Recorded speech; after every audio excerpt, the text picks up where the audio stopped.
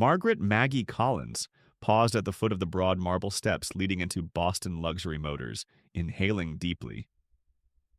Dawn's pale light glinted off the dealership's glass facade, and inside, the showroom already dazzled like a treasure vault. Gleaming Ferraris in Ferrari red, Bentleys in forest emerald, Astons cloaked in midnight green, and Porsches whose smooth curves promised breath-stealing speed. The scent of polished leather mingled with a hint of citrus air freshener, creating an almost intoxicating blend of wealth and possibility. Yet Maggie, jeans faded at the knees, a plain white t-shirt soft from countless washings, and comfortable sneakers, felt the weight of a different atmosphere. She remembered yesterday's visit, how the moment she'd stepped inside, invisible lines had formed around her. Staffers had exchanged looks, whispers had tickled the air, and a sharply dressed salesman had told her she was in the wrong place. She'd left with her dignity bruised and her heart pounding. This morning, however, she was here for a purpose far more important than pride. Her younger sister's 40th birthday loomed, a milestone after a 2-year battle with breast cancer. Maggie envisioned the surprise of revealing a midnight blue coupe, every detail chosen to celebrate resilience. But first, she needed to see the Azure coupe in person, and she would not be deterred. She crossed the showroom floor with steady steps, each footfall echoing softly. At the reception desk, a silver-haired attendant polished a chrome nameplate. "Good morning," Maggie said, voice level. "I'd like to see the Azure coupe today." The attendant's hand froze mid-polish. "Private appointments, miss," she began, eyes sliding over Maggie's casual attire. "Collins, Margaret Collins," Maggie finished. She paused, allowing the weight of her name to land. The woman hesitated before lifting the phone. "Mr. Thompson, Miss Collins is here to view the Azure coupe." She glanced at Maggie, apology flickering on her face. "He'll be right with you." Maggie smiled faintly and turned toward the row of supercars. They seemed to shimmer under the soft overhead lights, beckoning like jewels. She ran her fingertips along the rim of a display stand, recalling her sister's laughter at last night's foundation dinner. The children's joy as they raced toy cars across the floor. A moment later, Blake Thompson emerged. Sales manager, suit immaculate, tie pin polished. His posture was all practiced ease, but Maggie detected tension as he recognized her. "Miss Collins," he said with a formal nod. His voice was polite but frosty. "Unfortunately, the Azure coupe is reserved for clients with private appointments. I'm afraid there's nothing I can do without prior scheduling." Maggie returned his gaze evenly. "Then let's schedule one right now." She reached into her bag, pulling out a sleek card holder. Inside lay several platinum cards and a personalized letter from her foundation's board, proof of funds if he needed it. Blake's expression flickered. He recovered quickly, offering a curt smile. "Our next opening is 3 weeks out." She nodded. "That will do. But in the meantime, I'd like a tour of other coupes. I have time today." He hesitated, then swept an arm toward the nearest car. "Very well. Follow me." As Blake launched into technical specs of an Aston Martin Vantage, engine displacement, torque curves, Maggie listened with polite interest, though her mind drifted to a different engine. Her foundation's program van ferrying special needs children to school every morning. She recalled Thomas, a bright boy in a wheelchair, his grin when she asked him his favorite car. "A blue one," he'd said. "Like lightning." Blake finished his spiel. Without waiting for a response, he turned and stalked off toward the next model, leaving Maggie to follow. She took a deep breath, savoring the irony. These gleaming machines represented speed and power, yet here she was, exercising a different kind of strength. Quiet persistence, unshakable grace. As they paused before a Porsche 911, her phone buzzed. She glanced down, Alexander's name flashing on the screen. She tapped accept. "Alex," she said softly, "he's still stonewalling me." His voice came through warm and steady. Stay there. I have an idea. Maggie's lips curved in a small, secret smile. Tomorrow morning, then? Tomorrow morning. He hung up. She slipped the phone away and looked at Blake. Thank you, she said, voice serene. I'll see you tomorrow. She turned and walked toward the exit, head held high. Sunlight touched her shoulders through the glass doors as she left. Unbowed, unwavering, and ready to turn the tables on every biased assumption in that showroom. The next morning, Blake Thompson strode into the showroom at precisely 7:30 a.m., coffee in hand and pride intact. The polished marble floors reflected his crisp dress shoes as he rehearsed the retelling of yesterday's jeans incident to his colleagues. He couldn't wait to share how he'd politely and firmly turned down a tire-kicking amateur. He rounded the corner toward the service entrance when a low, thunderous rumble stopped him in his tracks. He froze, coffee halfway to his lips. Outside, a custom midnight blue Rolls-Royce Phantom glided to a halt on the circular drive. The engine purred like a contented lion. Blake's heart skipped. He stumbled forward, nearly dropping his cup. Through the floor-to-ceiling glass, he watched a tall, impeccably dressed man step out of the Phantom. Every movement was calm, measured, confident. The man wore a charcoal three-piece suit without a hint of pretension, just simplicity elevated to perfection. A bead of sweat formed at Blake's temple. As the man approached the front doors, Blake's mind raced. Is that? Number could it be? The man swung open the massive glass door and entered. Blake dropped his coffee and rushed forward, slipping on the marble before righting himself. He smoothed his jacket, plastered a polite smile on his face, and hurried to the man's side. Good morning, sir, Blake said, voice a shade too bright. I'm Blake Thompson, sales manager here at Boston Luxury Motors. How may I assist you today? The man's expression was polite but unreadable. He extended a perfectly manicured hand. Alexander Collins, he replied quietly. I'm here about the Azure Coupe. Blake's stomach dropped. Mr. Collins? His voice caught. Your wife? The visitor yesterday? Alexander nodded.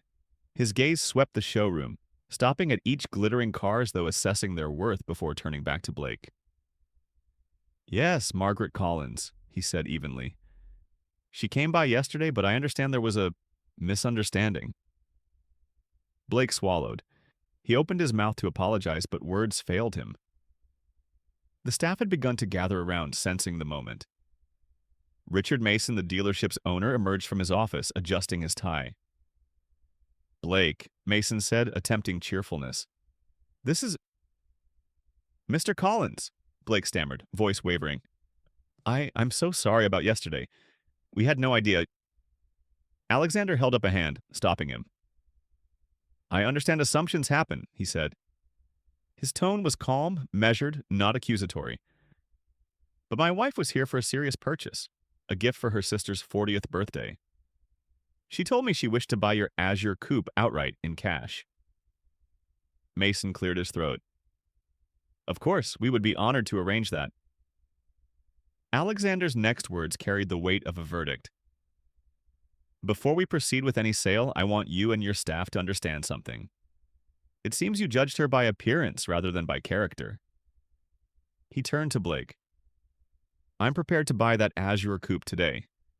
I'm also considering replacing my corporate fleet of 7 vehicles and updating my personal collection. But only once I know your team has learned a lesson in respect. A hush fell. Blake swallowed hard, cheeks flushed. At that moment, Daniel, one of the junior salesmen who'd watched the whole ordeal unfold, stepped forward. She was polite and prepared, Daniel said steadily. She had proof of funds and every right to be here. We treated her as if she didn't belong. Blake's eyes darted to Daniel, then to Alexander. Guilt flooded him. Alexander nodded at Daniel. Thank you, that honesty matters. However, respect still needs to be earned. Mason looked between them. How can we make amends? Alexander's gaze returned to Blake. My wife and I host a gala next month for the Collins Foundation, he said. Blake, I'd like you and your staff to volunteer. Spend a day serving my foundation's families and children with disabilities.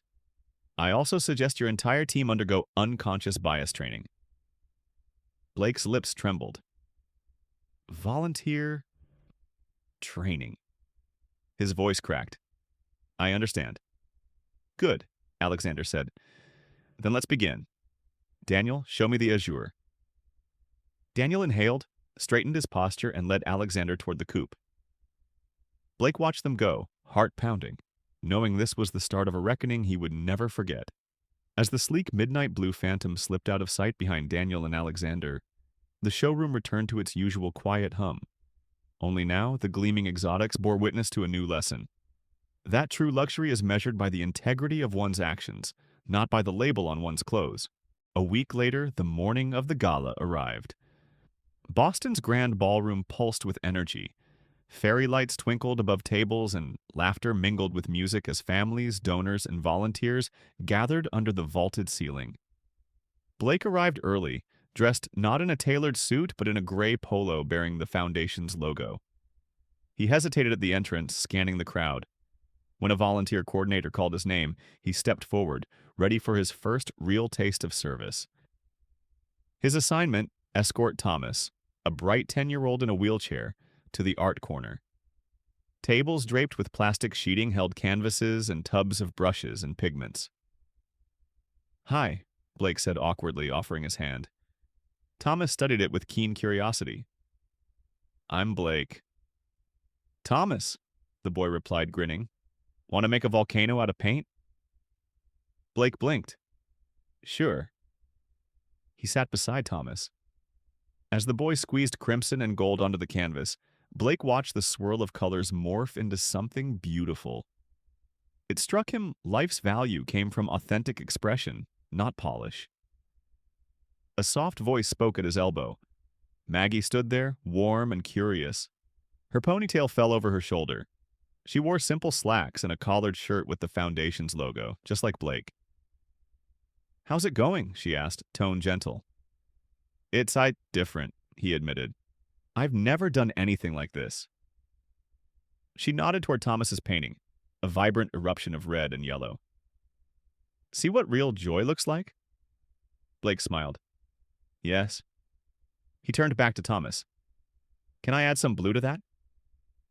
Go for it, Thomas said, dipping a brush into cerulean. A montage of moments followed, Blake helping families navigate the silent auction, tying sashes on wheelchair-bound teens, loading art supplies into donation bins. With each small actee, he felt an awareness that respect and empathy were authentic luxuries. Later during the live auction, Alexander took the stage. His opening words echoed in the hush. Our mission is simple, to ensure every child with disabilities has the resources to thrive. He glanced at Maggie, whose eyes shone with pride and purpose. Blake watched from the back as bids soared for therapy sessions, adaptive equipment, and funding for the new outreach van. Real wealth, he realized, meant investing in people. After the gala, as they packed up, Maggie approached Blake. Thank you, she said softly, for your help today. Blake met her gaze. Thank you for letting me see what this truly means. Nearby, Alexander joined them. He placed a hand on Blake's shoulder. I heard you volunteered for the entire evening. That speaks volumes. Daniel hovered with a proud smile as Blake extended his hand to Maggie. Blake swallowed.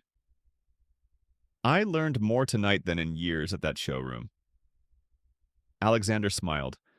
I'm glad. As for our corporate fleet, Daniel tells me you've shown exceptional leadership. We're ready to proceed. As the cleanup crew stowed programs and leftover glasses, Blake watched children chase bubbles and volunteers dancing. In that moment, he understood generosity was the heartbeat of community. The laughter and music drifted around them as they shook hands, sealing not just a business agreement, but a transformation in how they viewed one another. Under the night sky outside, the three stood among the remnants of ribbon and paint, bound by a newfound truth. True luxury is measured not by price tags, but by acts of kindness. The morning after the gala, Blake arrived at Boston Luxury Motors with an unusual sense of purpose. Instead of heading straight to his office, he stopped by the break room, poured himself a cup of coffee, and pulled out his phone. He typed a quick message to Daniel. "Can we meet before the morning huddle? I have something important to discuss." Within minutes, Daniel appeared, looking curious but pleased. Blake motioned him into his office and closed the door. "I want us to lead this together," Blake began, voice steady. "Alexander and Maggie have committed to buying our corporate fleet, 7 vehicles, at full retail. But I want our dealership to be more than just a vendor. I want us to be partners with the Collins Foundation." Daniel's eyes lit up. "What did you have in mind?" Blake laid out his plan. Every sales and service employee would spend a morning each quarter volunteering at the foundation. The dealership would sponsor specialized workshops and donate adaptive testing equipment, and crucially, the entire staff would participate in unconscious bias training before any further sales. Daniel nodded vigorously, already drafting a presentation in his mind. By mid-morning, Blake convened the staff in the showroom. The gleaming cars fell silent under the soft overhead lights as he stepped to the podium. "Yesterday, some of you helped at the Collins Foundation Gala. Today, I want to announce our next steps." He paused, scanning faces both eager and apprehensive. "We've been invited to purchase the Collins corporate fleet, all 7 cars. I see this as an opportunity to rebuild trust and to show what true luxury means." A ripple of excitement, followed by hushed curiosity, spread through the room. Blake continued. "Starting next week, each of you will have 1 paid volunteer morning at the Collins Foundation. We're also scheduling an unconscious bias workshop led by a certified trainer. Finally, we'll co-host fundraising events and technical spec clinics for families in the foundation." A murmur of approval swelled. Several younger salespeople exchanged high fives. A few senior staffers offered cautious smiles. Blake felt pride swell in his chest. 2 days later, Maggie dropped by the dealership, this time by appointment. She stepped into a private viewing room, where Daniel stood beside the midnight blue Azure coupe, polished to a mirror finish. "Good morning, Ms. Collins," Daniel greeted her with genuine warmth. "I'm pleased to show you the Azure coupe today. Blake asked me to make sure everything goes smoothly." Maggie smiled, noticing Daniel's confidence. "Thank you, Daniel. This looks beautiful." He opened the driver's door. "Feel free to explore. And if you have any questions, performance, comfort, color options, I'm here." As Maggie settled into the leather seat, she glanced around, remembering how she'd been turned away for similar requests. Now, she felt respected. Daniel guided her through the interior features, massaging seats, ambient lighting, advanced safety sensors, and explained warranty coverage and service plans. Maggie asked thoughtful questions about upholstery sourcing and carbon fiber trim. Daniel answered each inquiry expertly, even discussing the bespoke scheduling app that tracked fleet maintenance for corporate clients. When she stepped out, Maggie offered Daniel a grateful nod. "You've done a wonderful job. I'm ready to proceed." "Thank you," Daniel said, voice bright. "I'll finalize the paperwork. We'll have delivery arranged at your foundation's gala venue next week, so you can unveil the new fleet there." Maggie's eyes softened. "That's perfect." Later, Blake joined Maggie and Alexander in the courtyard outside the showroom. The sun glinted off rows of showroom models behind them as they shook hands. "On behalf of Boston Luxury Motors, we're honored to serve the Collins Foundation," Blake said, sincerity in his tone. "We look forward to deepening our partnership." Alexander smiled warmly. "I appreciate your leadership, Blake. You've turned an awkward moment into real understanding." Blake's chest tightened with emotion. It's been a humbling experience. Thank you for teaching us what matters. Maggie placed a hand lightly on his arm. Today, you're not just selling cars, you're building community. As they parted under the glass canopy, Blake stood watching the Collins motorcade drive away. 7 new coupes gleaming in the morning light. He realized that real transformation had taken root in themselves, in the dealership, and in every life touched by that simple act of kindness. 4 weeks into the partnership, the impact was already rippling through the Collins Foundation and Boston Luxury Motors. On a crisp Saturday morning, a dozen dealership employees arrived at the Foundation's new community center, wearing their gray polos and eager, but a little nervous about what lay ahead. Blake greeted them at the entrance, clipboard in hand. Today, we're helping finish the sensory room, he explained. We need to install the foam panels, set up tactile stations, and hang the art pieces the kids painted. He led them past brightly painted walls, where a mural of hot air balloons soared above a rainbow. Inside the half-completed room, volunteers from the dealership moved furniture and unboxed supplies. Rachel, a senior sales consultant who had once quipped that charity is for other people, now carefully arranged a shelf of weighted blankets. Beside her, Marco from the service lined up beanbags against the wall. As they worked, Thomas and a group of children in wheelchairs wheeled in, their faces lighting up at the new space. One little girl, Emma, pointed at a panel studded with soft gears. "Can I try the fidget wall?" she asked. Marco flipped the switch that activated gentle vibrations. Emma's fingers traced the contours, and her eyes widened. He looked at Rachel. "See that?" he whispered. "Worth every minute." By midday, Blake rounded everyone up for a quick break. Over peanut butter sandwiches and lemonade, he passed around feedback forms the Foundation had prepared. "What did you learn today?" the header read. Blake encouraged honest answers. "What surprised you? How will this change your work here at the dealership?" As Rachel wrote, her brow furrowed in concentration.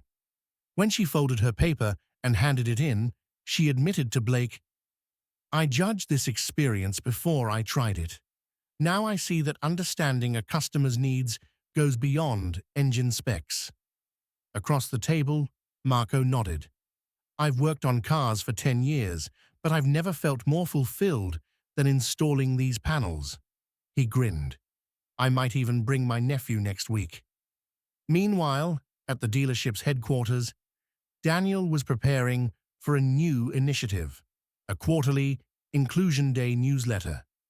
He collated photos from the sensory room build, quotes from families, and short testimonials from staff volunteers.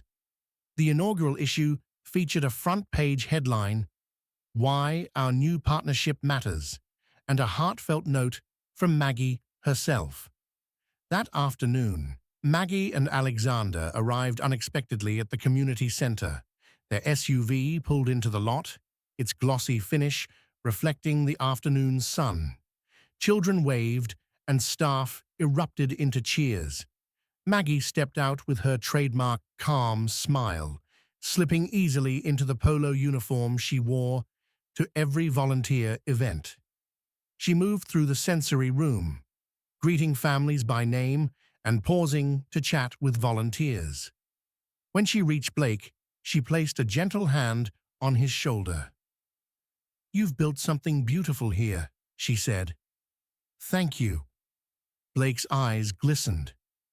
"I couldn't have done it without the team. They've stepped up in ways I never expected." Maggie looked around at the colorful panels, the adaptive seating, and the children testing everything with delighted giggles. "This room will change lives," she said softly.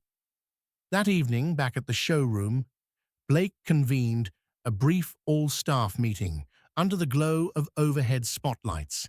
Cars gleamed behind him, but his focus was on the people gathered. Today was incredible, he began. We built more than a sensory room. We built empathy, understanding, and a new way of serving our customers and our community. We've already received messages from families whose children now feel welcomed and valued. He paused to let the applause subside, then unveiled a large ceremonial check. The dealership's donation to fund the next two sensory rooms. Murmurs of pride rippled through the audience. Daniel stepped forward to wrap up. Next quarter, we'll volunteer on the outreach van launch. And remember, each of us has a personal invitation from Maggie to attend the gala next spring, as guests, not volunteers. Laughter and applause filled the showroom. Blake watched his team, no longer aloof or judgmental, but energized and united by a shared purpose. As the meeting ended, Maggie and Alexander slipped quietly away, leaving behind a dealership transformed. Blake found himself standing alone before the lineup of exotics, feeling that the true beauty of luxury lay not in the cars, but in the hearts of those who chose to serve. 2 months after the sensory room build, Boston Luxury Motors buzzed with a new kind of energy. It was the morning of the Outreach Van launch, an event to unveil the Foundation's mobile unit that would carry adaptive equipment, art supplies, and therapy tools to neighborhoods across Greater Boston. The dealership staff had volunteered to transform a standard van into a rolling haven, and Blake, Daniel, and half a dozen colleagues arrived before dawn, eager to get started. In the service bay, mechanics and detailers scrubbed the van's bodywork, while painters in Foundation logo polos applied custom vinyl wraps, swirling blue ribbons and silver stars. Sales consultants lined shelves inside with adjustable tables, fold-out ramps, and cushioned benches. Tools clinked, radios crackled with cheerful banter, and the scent of primer mingled with fresh coffee. Maggie and Alexander arrived mid-morning, greeted by a chorus of cheers. Maggie's eyes shone as she surveyed the nearly finished van, its exterior gleaming under bright work lights. "It looks incredible," she said, running a hand along the smooth vinyl. Blake beamed. "We've tested the ramps and stabilizers. It's ready to roll." Alexander nodded approvingly. "This mobile center will reach families who can't make it to the main facility. Thank you for making this happen." Daniel stepped forward, handing Alexander a small toolkit engraved with the Foundation logo. "A token of our partnership," he said. Alexander accepted it with a grin. By lunchtime, a modest crowd had gathered under a white tent in the lot. Families from the Foundation, donors, and local dignitaries sipped lemonade as Blake took the podium. He looked out at the faces, many of them familiar from the gala and sensory room build.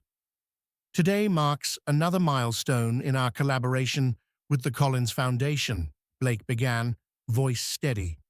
"This outreach van will allow children and families to access art, therapy, and community support, no matter where they live. We're proud to have played a part in bringing it to life." Maggie joined him, then Alexander, and together they cut a wide silver ribbon draped across the van's doors. The crowd applauded as balloons drifted skyward. Later, as volunteers loaded the first batch of art kits and therapy mats, Blake slipped away to the showroom. He wanted to see the change he'd fostered in the very place that had once judged Maggie by her jeans. The polished floor reflected his footsteps as he approached the reception desk, where Rachel stood, greeting a young couple wearing casual attire and bright smiles. "Welcome to Boston Luxury Motors," Rachel said warmly.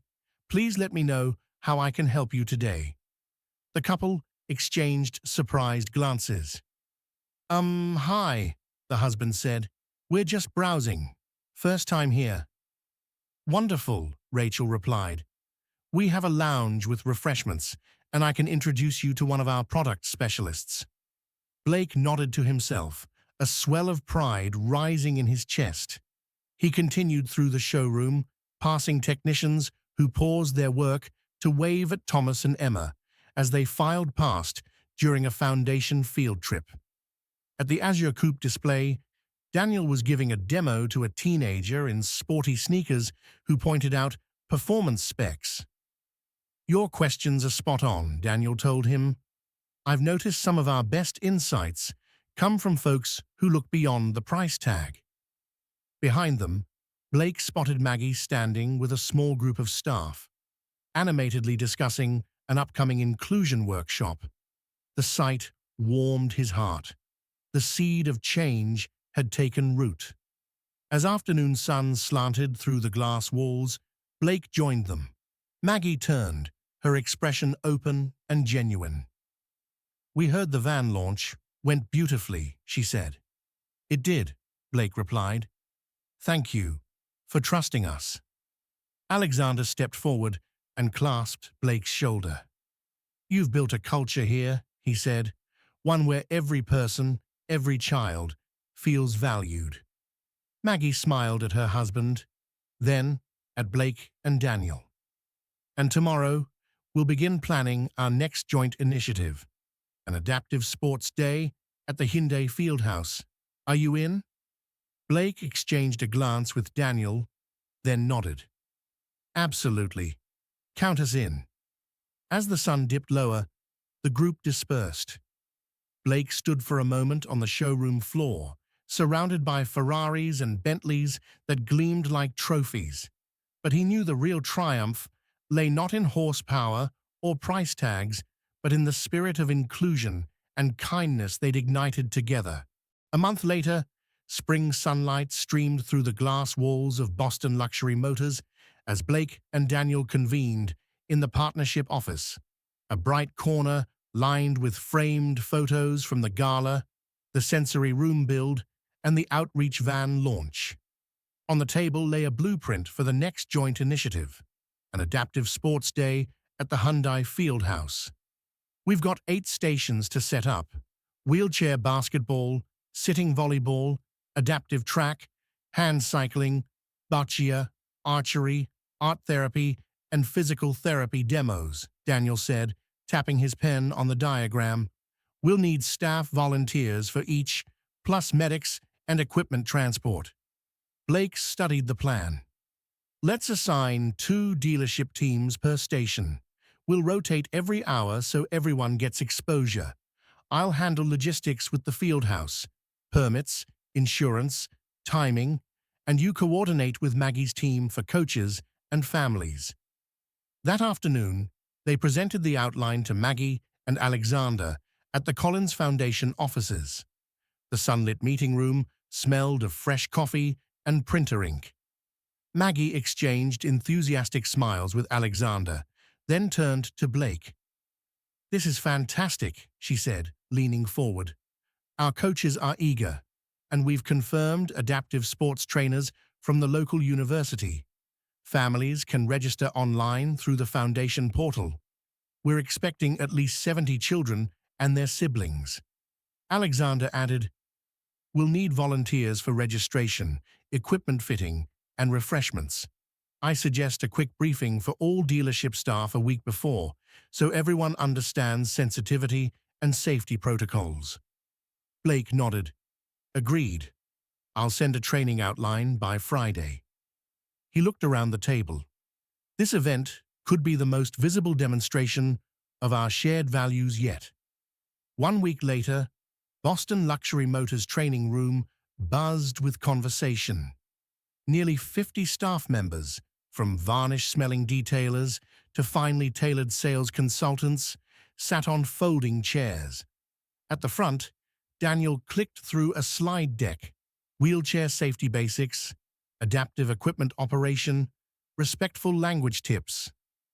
Safety first, Daniel emphasized as he demonstrated how to help a wheelchair user navigate a curb. Always ask before you push. Listen for preferences. He paused to answer questions. How to adjust hand cycle seats, support balance in boccia, handle a fall safely. Engagement soared when Thomas, now a Foundation Youth Ambassador, rolled in with Maggie. He greeted everyone with a wide grin, then demonstrated the perfect three-point wheelchair shot. Applause rippled through the room. That was awesome, a senior salesperson said, offering Thomas a fist bump. He looked around, meeting Maggie's gaze. Thank you for teaching us. Maggie beamed. We're in this together. Event day, Hyundai Fieldhouse, early Saturday morning. Volunteers in grey polos crossed paths with coaches in blue Foundation t-shirts. Trucks backed in, unloading wheelchairs, volleyball nets, cycle rigs, boccia ramps, and colourful sports mats. A banner overhead proclaimed Collins Foundation and Boston Luxury Motors Adaptive Sports Day. Blake stood by the registration table, handing name badges and water bottles to arriving families. Nearby, Daniel guided volunteers, setting up the sitting volleyball net. The cavernous fieldhouse echoed with the squeak of sneakers, the whir of hand cycles, and children's laughter. At Station 1, wheelchair basketball, Rachel and Marco coached 2 teams of 5, calling out gentle encouragement. Keep your eyes on the hoop, Rachel shouted, grinning as a youngster swooshed the ball. At Station 4, boccia sales consultants knelt on mats demonstrating underhand throwing. A boy named Leo, born with spina bifida, studied the lane, then rolled his ball so it nestled against the target. The consultants cheered him on. Blake circled the floor, offering high fives, fetching towels, and swapping stories. He paused at the art therapy corner, where Maggie oversaw paint and crafts tables. Families decorated lightweight foam rockets, which a volunteer would launch in the closing ceremony. By late morning, the stands were filled with parents and siblings. Alexander took the microphone. Thank you for being here, he began, voice warm and confident. Today is about proving that ability is not defined by disability, and that support, like luxury, is about lifting people up. A cheer rose as 7 decorated rockets, each bearing a handwritten wish for the future, soared across the fieldhouse rafters. Cameras flashed, and volunteers wiped away joyful tears. Aftermath. As trucks packed up and chairs folded away, staff gathered for a quick debrief. This changed me, Marco said, wiping sweat from his brow. I'll never forget seeing those smiles. Daniel smiled. We did it. Blake shared a look with Maggie, standing beside him.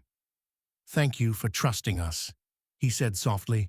Maggie squeezed his arm. You've surpassed every expectation. They stepped outside together under a cloudless sky, the echo of children's laughter fading behind them. In that moment, they all understood that the greatest journey isn't measured in miles or models sold, but in moments of genuine connection, and the belief that everyone deserves a chance to shine. 3 weeks after the Adaptive Sports Day, Boston Luxury Motors buzzed with a different kind of anticipation. The official fleet delivery ceremony. Rose gold morning light filtered through the showroom's glass walls as a convoy of 7 azure coupes, customized in midnight blue with subtle Collins Foundation badging, rolled up to the front entrance. Journalists, Foundation supporters, and dealership VIPs gathered behind velvet ropes, cameras poised. Blake stood beside a podium draped in deep blue fabric. He smoothed the lapel of his navy blazer, no polo today, and took a measured breath. Beside him, Daniel arranged printed programs on a sleek lectern. Maggie and Alexander walked down the line of cars, greeting guests with warm smiles. Each couple inspected their car, noting the special foundation insignia on the dashboard. Blake tapped the microphone. The room hushed. Today marks the culmination of a partnership founded on respect, empathy, and shared purpose, he began. These 7 vehicles represent more than transportation. They symbolize mobility, opportunity, and the belief that everyone deserves to be seen for who they are. Polished applause filled the showroom. A press photographer snapped shots of the audience leaning forward, phones recording every moment. Maggie stepped up next, radiant in a tailored navy suit. "When I first walked into this dealership in jeans," she said, voice gentle but resolute, "I wasn't just testing assumptions, I was testing your openness to change. You answered with action, not just words." She looked at Blake. "And for that, I'll be forever grateful." Alexander joined her at the lectern. "We chose these cars not only for their performance and elegance, but because they now carry our foundation's mission into the world. Thank you, Boston Luxury Motors, for demonstrating that true luxury includes compassion." Cutting the ribbon, Maggie and Blake exchanged a firm handshake as cameras flashed. The convoy roared to life, then glided forward, each family driving off in their new coupe, emblematic of the journey from misunderstanding to mutual respect. Later that afternoon, the showroom reopened for a special community open house. Neon blue banners announced "All are welcome," and a refurbished lounge offered refreshments and informational displays about the Collins Foundation's programs. Staff volunteers, now comfortable and proud, guided visitors through interactive kiosks, a virtual tour of the sensory room, videos from the adaptive sports day, and testimonials from families. Rachel led a small group through the display, narrating how her perspective shifted when she first fitted weighted blankets in the sensory room. "I realized there's more to understanding than memorizing product specs," she explained. "It's about listening." Attendees, some curious car enthusiasts, others foundation supporters, asked questions, and Rachel answered with heartfelt candor.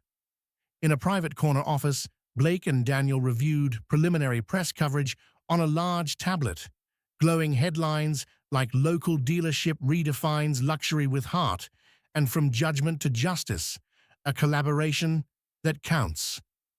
Daniel tapped a share icon. "This is traction," he noted. "We're trending on social, and the local news is calling it a model partnership."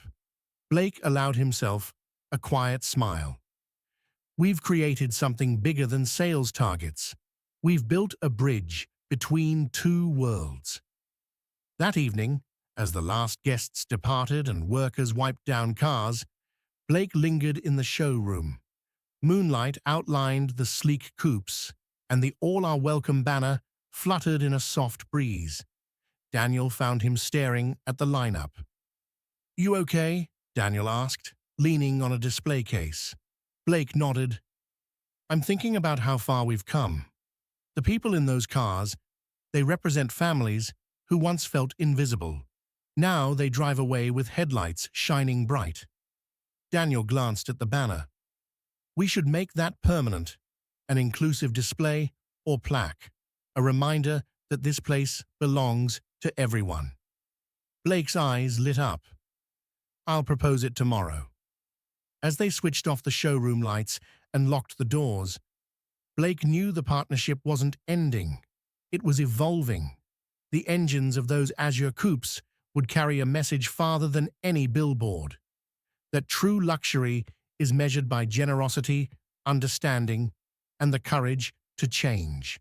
A few weeks later, Blake stood before the dealership's executive board, presenting a bold new initiative, the Boston Drive Forward program. On a wide screen behind him flashed the vision, offering mentorship, driving lessons, and employment internships to young adults with disabilities through the Collins Foundation partnership. "This isn't about charity," Blake said, steady and impassioned. It's about investing in potential. Many of these young people have never been given a fair shot. We have the resources. We have the knowledge. All we need is the will. Maggie, seated at the end of the long table, nodded in encouragement. The room remained quiet for a moment, absorbing the gravity of what Blake proposed. Then, slowly, heads began to nod. Richard Mason, the dealership owner who once looked uncomfortable during their first encounter with Maggie, cleared his throat. I wasn't sure where all this was going when it started, he admitted, but I've watched the transformation of our staff, our public perception, and more importantly, our values. I support this fully. The motion passed unanimously. That weekend, Maggie visited the new Mentorship Center, a converted wing of the Collins Foundation offices, now adorned with adaptive driving simulators, interview prep zones, and a cozy reading nook filled with career resources. Daniel stood beside her, giving a mini tour as excited volunteers tested the simulator setups. "We've already got 5 young adults signed up," Daniel said. "One wants to be a mechanic, another dreams of working in auto design. Their enthusiasm is contagious." Maggie looked around, deeply moved. She paused at a wall decorated with hand-painted license plates, each bearing the name of a student in the program. "This," she said softly, "is what change looks like." Just then, Thomas rolled in with a clipboard. "I'm giving the official welcome speech next week," he said proudly. "Can I run it by you later?" "Of course," Maggie smiled. "I wouldn't miss it." Back at the dealership, the atmosphere had shifted in noticeable ways. A suggestion box labeled "Ideas for Inclusion" sat prominently near the employee lounge. A staff photo wall now featured a large center plaque that read, "True luxury is the power to uplift," inspired by the Collins Foundation. Blake took the time to mentor junior staff, encouraging emotional intelligence alongside sales training. During one session, he gathered a small group of new hires and posed a simple question. "What does luxury mean to you?" "Comfort," one answered. "Prestige," said another. "Freedom," a third added. Blake nodded thoughtfully. "To me, it means dignity, making someone feel respected, valued, regardless of their clothes, background, or how they walked through that door." He paused, letting that sink in. "And if you can offer someone dignity, that's a sale worth more than any commission." Meanwhile, news of the dealership's transformation spread. The story was picked up by national outlets, Forbes, Auto Weekly, even a heartfelt segment on a popular morning show titled "Grace on Wheels, the Woman Who Changed a Dealership." Maggie was invited to speak at conferences about inclusive leadership. Blake, once haunted by that humiliating encounter, now stood beside her as a peer, occasionally offering his own hard-won insight into unconscious bias and growth. One morning, while reviewing emails at her kitchen table, Maggie received a handwritten letter from a woman in Arizona. It read, "Dear Ms. Collins, I watched your story on television and saw myself in it. I've walked into rooms where people assumed I didn't belong. Your grace and strength gave me courage. Thank you for showing the world that humility is power." With love, Teresa Alvarez. Maggie folded the letter gently, her heart full. She placed it in a special keepsake box beside the very first grant proposal she'd written for her foundation years ago. The journey had come full circle, but it was far from over. That afternoon, she and Alexander took a walk through the garden at their estate. Blossoms painted the path with color, and the air smelled like lavender and fresh possibility. "You've created a movement," Alexander said, gently taking her hand. "No," Maggie replied. "We've created it. All of us. The overlooked, the underestimated who stood tall." He smiled. "Still want to live simply?" "Always," she said, laughing. "But with purpose, and maybe a little horsepower." As they rounded a bend, her midnight blue azure coupe gleamed in the driveway, waiting like a loyal companion. But for Maggie, the real journey was already well underway. 6 months had passed since the Drive Forward program was greenlit. Boston Luxury Motors' partnership with the Collins Foundation had grown into something neither side could have predicted back on that first morning when Maggie walked in wearing jeans. Now, every corner of the dealership bore the imprint of their collaboration: inclusive hiring practices, wheelchair ramps at every entrance, and a staff bullet board festooned with thank you notes from program graduates. On a crisp spring morning, Blake stood outside the dealership's back lot, watching as 3 cohort members from the mentorship program arrived for their first day of paid internships. There was Hannah, who'd dreamed of working in auto detailing, Jamal, whose passion for performance metrics led him to analytics, and Priya, whose meticulous eye made her a natural in parts inventory. Blake gave each a warm nod of welcome. "Ready for your first assignment?" he asked. They exchanged excited grins. "Absolutely," Hannah said. Inside, Daniel greeted them at the garage doors. He handed each intern a sleek name badge that read, "Boston Drive Forward." "Let's start with orientation," he said, leading them to a conference room lined with photos from past events, gala snapshots, sensory room murals, and the outreach van parked under a bright tent. Maggie arrived moments later, walking into the room with her signature calm confidence. She greeted each intern by name, asking about their goals and how the foundation could continue to support them. When she spoke, her tone carried both warmth and the quiet authority of someone who'd built an empire on empathy. After introductions, Blake and Maggie co-facilitated a brief workshop on customer care and community impact. They invited the interns to share what luxury meant to them now, after months of workshops, volunteer days, and hands-on experience. "Trust," Jamal said first, "because someone trusted me with real work." "Belonging," Priya added. "I feel like I matter here." "Possibility," Hannah said, eyes shining. "Because I see my future in every car we sell." Blake smiled at Maggie. "That's why we started this." Maggie nodded. "Luxury at its best is about creating possibility for everyone." Later that afternoon, the dealership hosted a joint announcement with the foundation, a scholarship fund for students with disabilities pursuing careers in automotive technology. Local press filled the showroom, and news cameras rolled as Richard Mason, flanked by Maggie and Blake, unveiled a large check and a banner that read, "Accelerate Your Dreams." Richard tapped the microphone. "We've seen firsthand how this partnership transforms lives.